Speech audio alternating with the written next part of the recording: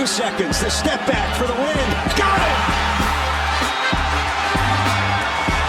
Julius Randle knocks it down, and the Knicks win it over Washington.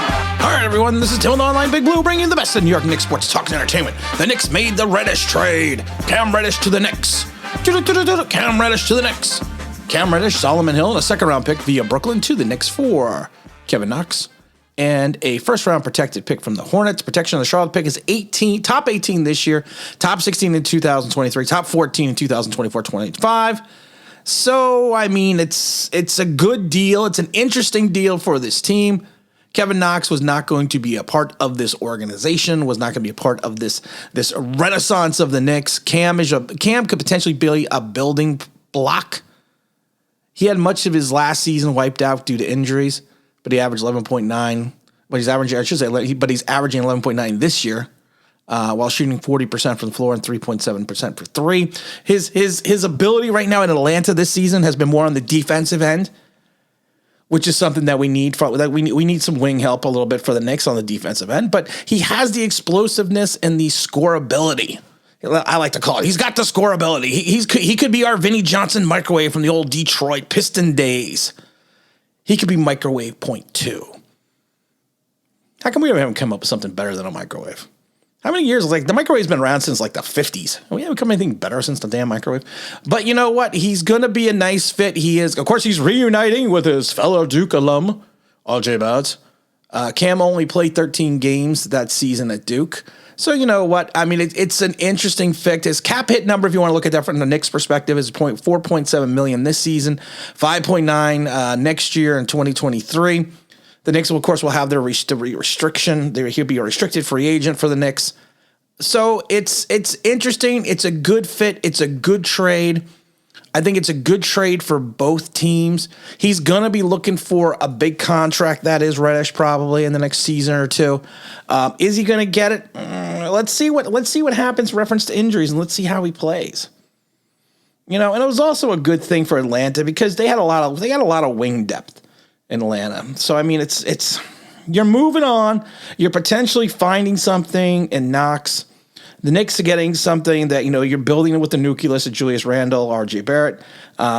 You're basically bringing in quality depth in my mind.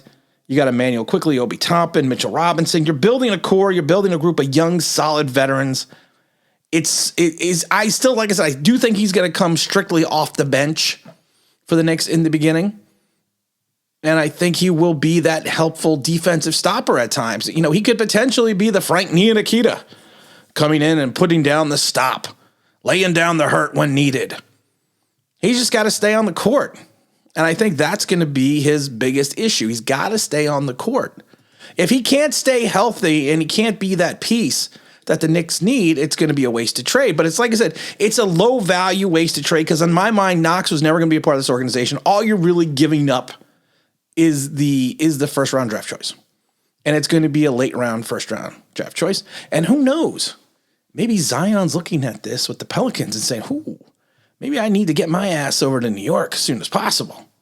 Let's recreate the big three from the Duke days. You hope that's what he's thinking. Well, he's hurt too.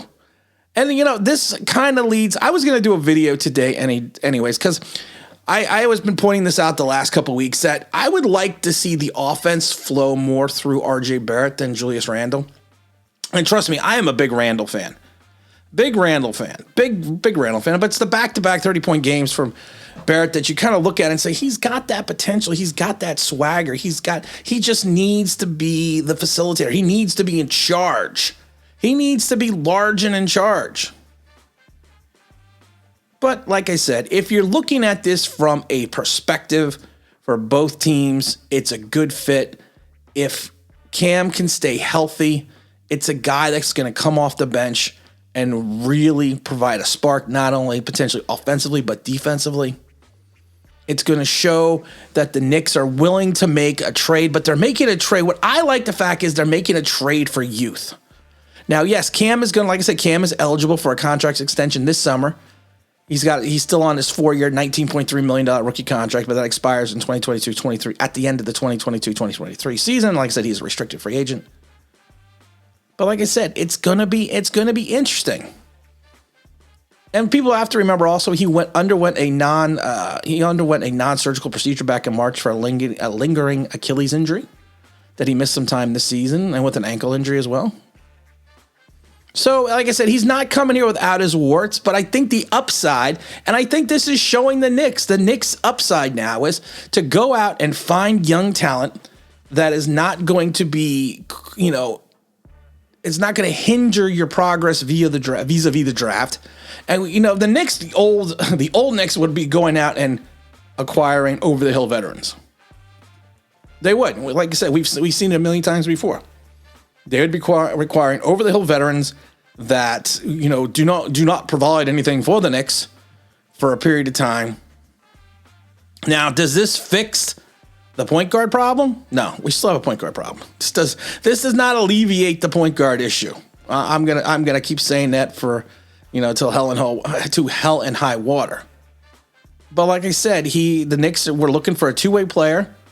It's a guy that I do think he can provide a spark. I really do. I think he can come in here and create some urgency. And I think he's the kind of guy that can create some accountability on the defensive end.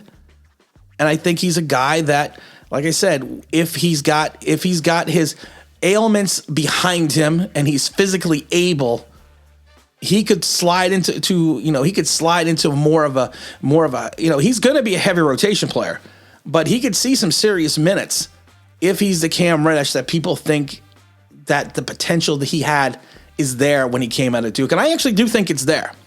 I think it's there. I think he could show something. I think he can do something. And I'm very excited about this trade from the Knicks' perspective. And like I said, it's even not a bad trade for Atlanta Hawks. It's almost one of those win-win situations. But I think at the end of the day, the Knicks have more of an opportunity of a sure thing with Cam than they did with basically giving up just Kevin Knox and a mid-round first-round pick. And again, this is Tim with Online Big Blue, bringing you the best in New York Knicks sports talk and entertainment. And as always, if you could like, subscribe, ring that bell, that means that'd be awesome.